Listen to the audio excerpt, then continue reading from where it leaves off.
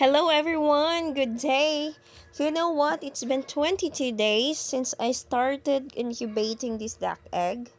I made only a simple incubator using a 50-watt frosted lamp and I placed a cup of water underneath for humidity. And I rolled this egg twice a day. Honestly, I didn't think it would work Bakit because I nag-isa lang didn't ka? Di use a nagkwentuhan. thermostat to monitor a temperature. But look at it, it's Hmm? alive and kicking.